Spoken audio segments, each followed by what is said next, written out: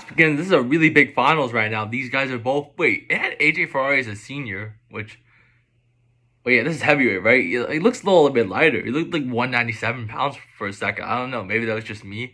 But yeah, this hair difference, and it had AJ Ferrari as a senior. I mean, he should probably be graduated by now, but he's not doing this like I talked about in another video. He's doing this mostly because he gets paid like a bag. NIL money is crazy, especially for someone like him. He drives like views and everything.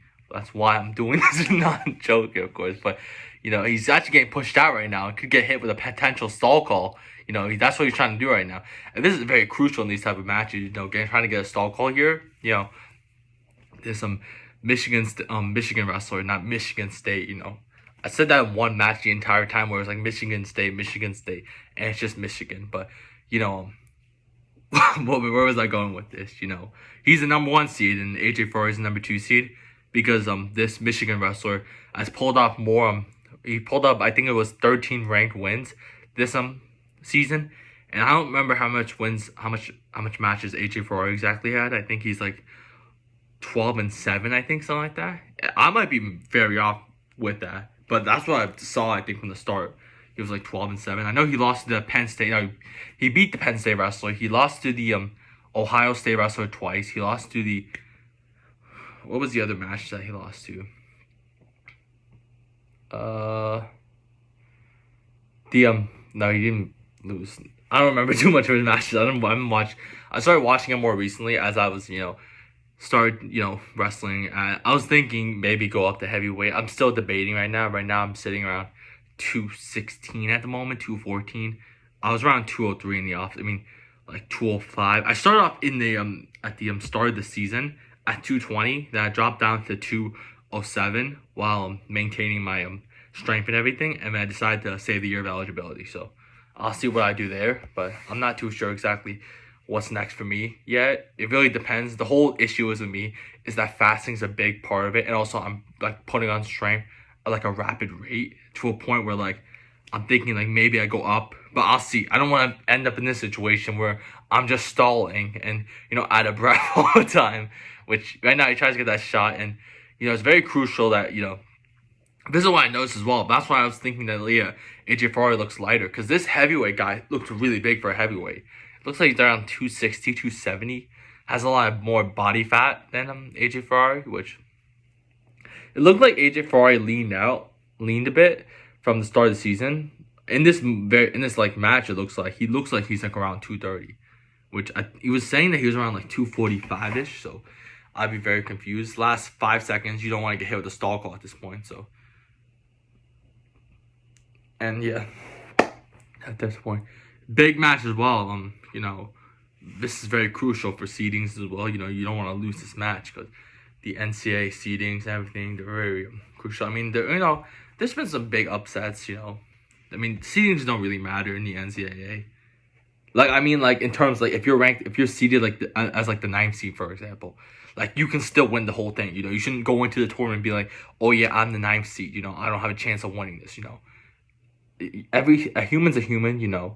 You every single time you step on the mat against another human, if you put it in your head that, oh yeah, I train more than this guy, I'm faster, I'm stronger, then you perform. Really, as long as you perform your best, you beat the guy in every single scoring sequence, every single takedown, hand fighting, whatever it is, you beat him and all that type of stuff, you win the match from there. So that's all that really matters. But I think they went out of bounds at this point. And minute 30, scoreless first period. Hopefully it's not another one of those 0-0 matches. I mean, there was some good hand fighting in this first period. Like, cause I've watched some AJ Ferrari's matches where, all right here, I think it just cut for some reason. I don't know what's going on. And what he's gonna call here.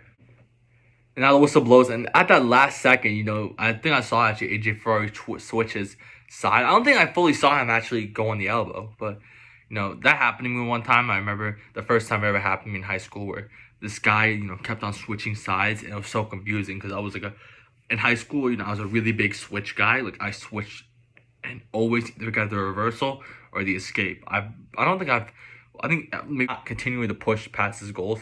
Maybe might be a little bit of a bad take, but the point is that like it doesn't matter what happened yesterday. AJ Ferrari gets hit with a stall call and a clasping, right?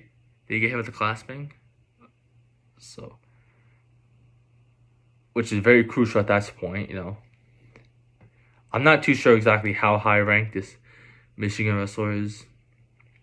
And last 5 seconds, and they're calling for a stall, and gets hit with a stall call. That's AJ Ferrari's family. I didn't know that in the beginning. I actually thought that who's that one? The third one? I can't. Stay focused. You got a wrestling career to focus on. Do not focus on these people. Snap out of it. All right, last period now. I don't think there was a clasping. I think I might have just saw something. But anyways, both these guys are on a stall call now, which is it's going to be one of those matches where AJ Ferrari is really good at getting off on bottom, so I expect him to get out of bottom within the first 3 seconds, and the whistle blows, and he did not get out. He gets to his feet now, and he's really good at these, which I talked about it before, and this, he gets the escape now, which as long as now this is very crucial. That's why the stall warning is so important. It was so important to the Michigan wrestler, because now all he's got to do is just get a stall call, and then push him out of bounds or something, and then they're even again. But at the same time, so it's that's why it's so important, because AJ Ferrari also can just push him out of bounds or something like that and get a stall call. But minute and 27 seconds, that's the thing. What am I saying?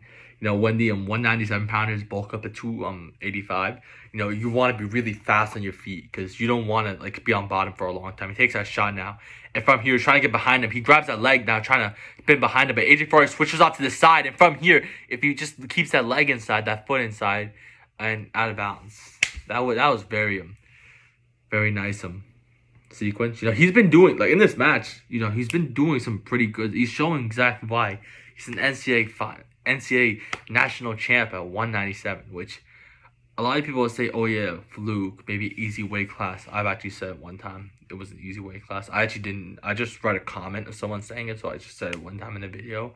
But anyways, regardless of whatever you want to say, these are guys who made the NCAA national tournament. I don't think you understand how good a regular D1 starter is. That's not even not even ranked in his region or anything like that. You know how good they are. And then these guys as well, how good a D1 national ranked wrestler is. So think about how hard it is to be a national champ, especially at 197, which is often seen as the big boy weight class where there's a huge strength thing. And he actually gets behind him there, and this is looking very bad. And actually, from here, gets the takedown in the last 20 seconds. And gets hit with a stall warning as well. That's not good. That is not good. Oh my. Oh.